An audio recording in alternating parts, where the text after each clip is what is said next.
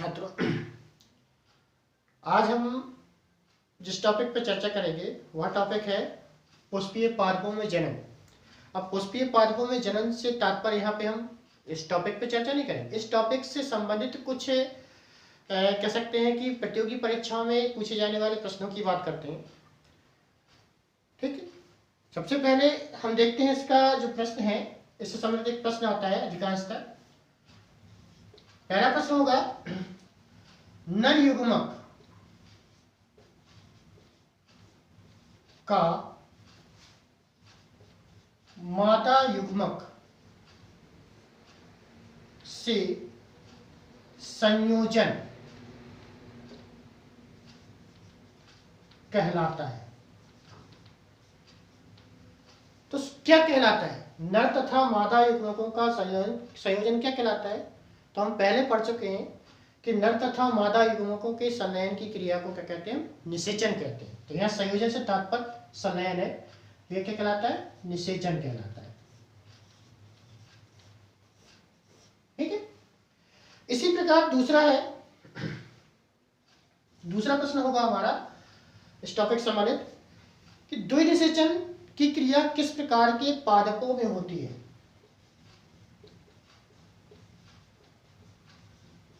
निषेचन की क्रिया किस प्रकार के पादपों में होती है? तो दोहरा निषेचन या द्विनिषेचन, यहाँ पे शब्द आया है द्विनिषेचन, जिसे हम दोहरा निषेचन कहते हैं या त्रिसंलयन की क्रिया कहते हैं। तो दोहरा निषेचन और त्रिसंलयन की क्रिया, इनके बारे में हमने एक बताया था कि यह क्रिया किसमें होती है? आवृत्तबीजी पौधों में होती है। आवृत्तबीजी पौधे वे पौधे कहलाते हैं जिनके बीज के चारों ओर आवरण पाया जाता है। तो ऐसे पौधों में जो निषेचन की क्रिया होती है वो किस प्रकार की होती है? दोहरा निषेचन होता है, जिसमें क्या होता है कि एक युग्मक एग सेल से और दूसरा युग्मक सेंट्रल सेल से संलयित होता है। तो ऐसी क्रिया को या इस प्रकार के निषेचन की क्रिया को क्या कहते हैं? दोहरा निषेचन कहते हैं। और दोहरा निषेचन की क्रिया किसे पाई जाती है? आवृत्तबीजी पादपों में। आवृत्तबीजी पादप, जिसे हम कहते हैं एंजियोस्पर्मिक प्लांट। क्या कहते हैं? Angiospermic plant. हमारा तीसरा प्रश्न है कि जायांग का वह भाग जो पराग कणों को ग्रहण करता है। जायांग, जिसे हम गाइनोसियम भी कहते हैं, तो जायांग का वह भाग जो पराग कणों को ग्रहण करता है। अब परागकण का वह भाग जो परागकणों को, जायांग का वह भाग, जायांग क्या कहलाता है? पुष्प का मादा जनन कहलाता है। ठीक है, जिसको हम इस प्रकार बताते हैं, ये जायांग है, ये कहलाता है वर्तिकाग्र,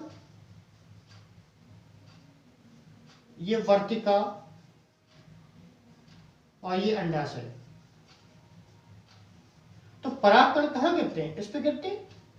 तो इसका जो उत्तर होगा कि जायांग का वह भाग जो परागकणों को ग्रहण करता है वो क्या कहलाता है? वर्तिकाग्र कहलाता है। वर्तिकाग्र कहलाता है। ठीक है, तीसरे प्रश्न पे जाते हैं। चौथा प्रश्न है कि वह घटना जिसमें बिना निषेचन के ही अंडाशय फल में परिवर्तित हो जाता है। वह घटना जिसमें बिना निषेचन के ही अंडाशय फल में परिवर्तित हो जाता है। ठीक है, तो ऐसी घटना कौन सी होगी कि जिसमें अंडाशय का क्या होगा? बिना निषेचन के फल बना लेता है। तो हमने पिछले वीडियो में बताया था, आपको चर्चा की थी पिछली वीडियो में, कि बिना निषेचन के अंडाशय का फल में परिवर्तित हो जाना क्या कहलाता है?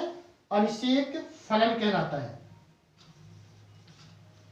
अनिषेक फलन। ठीक है, और इस प्रकार के फल को जो बिना निषेचन के बनता है उसे अनिषेक फल कहते हैं। ठीक है, क्रिया कहलाती है अनिषेक फलन, और इस प्रकार के फल को क्या कहते हैं? अनिषेक फल कहते हैं। इसके बाद हमारा चौथा क्वेश्चन है, सॉरी पांचवा क्वेश्चन है, आवृत्ति बीजी पादपों में दोहरे निषेचन की खोज किसने की थी? आवृत्ति बीजी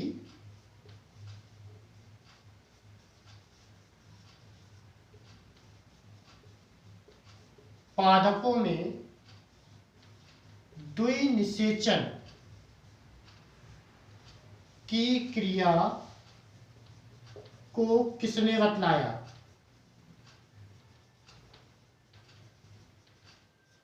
तो किसने बतलाया था? निषेचन की क्रिया को बताने वाले वैज्ञानिक कौन थे? स्ट्रॉसबर्गर। और दोहरे निषेचन की क्रिया को बताने वाले वैज्ञानिक कौन है? नवाश्चिन।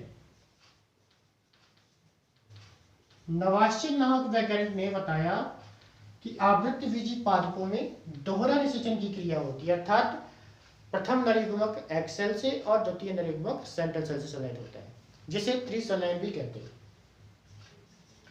छठवां क्वेश्चन है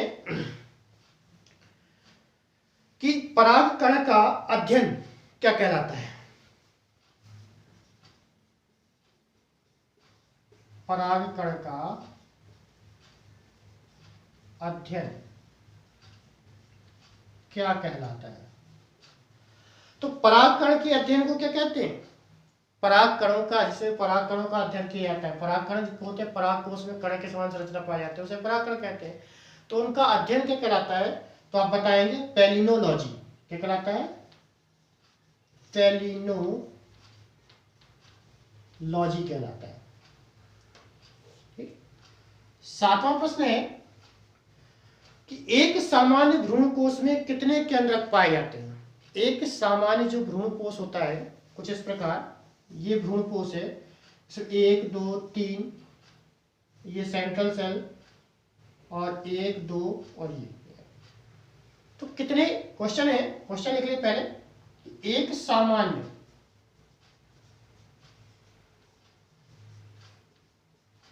भ्रूणकोश में कितने केंद्रक पाए जाते हैं? तो भ्रूणकोश की जब संरचना बताई थी हमने, बीजांड की संरचना के बारे में बताया, तो उसमें बताया था कि एक सामान्य भ्रूणकोश में कोशिकाओं की संख्या 1 2 3 4 5 6 7 होती है।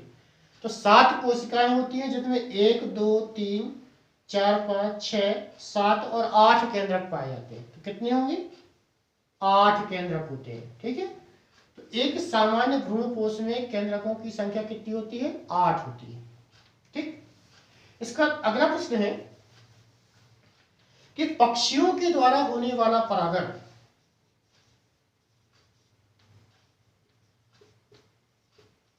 पक्षियों के द्वारा होने वाला परागण क्या कहलाता है? ठीक है, अगर पक्षियों के द्वारा परागण होता है, मतलब इसमें क्या होता है कि पक्षियों के द्वारा परागकणों को एक पुष्प से दूसरे पुष्प तक ले जाया जाता है, तो इस प्रकार के परागण की क्रिया को क्या कहते हैं? हम ऑर्निथोफिली कहते हैं। ऑर्निथोफिली कहा जाता है। ठीक है, सामान्य तौर पे इसको हम पक्षी परागण ले सकते थे, लेकिन पक्षी परागण नहीं पूछा जाता। ऑप्शनल क्वेश्चन में आपका ऑर्निथोफिली लिख के आएगा, तो आपको ऑर्निथोफिली लिखना पड़ेगा। 9वां प्रश्न है कि सेव किस प्रकार का फल है? सेव किस प्रकार का फल है?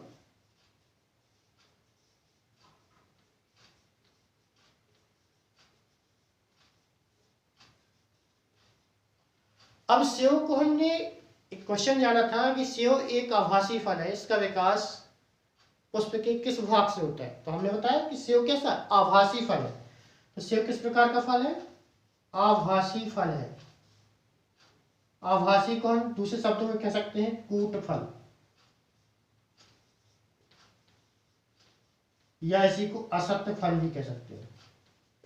असत्य इसलिए कहते हैं क्योंकि इसका विकास अंडाशय से न होकर पुष्प के पुष्पासन से होता है, इसलिए कूट भी है, मतलब कहने के लिए कूट चक्र होता है, कह सकते हैं कि कूटनीति कहलाती, सामान्य से हटकर, और आभासी मतलब प्रतिबिंब टाइप का है, सिर्फ बताता है कि ये फल है लेकिन फल नहीं होता। 10वां प्रश्न और लास्ट प्रश्न है कि पौधे में फल का विकास किससे होता है? पौधों में फलों का विकास किससे होता है? तो फलों का विकास किससे होगा? अंडाशय से। फलों का विकास किससे होता है? अंडाशय से।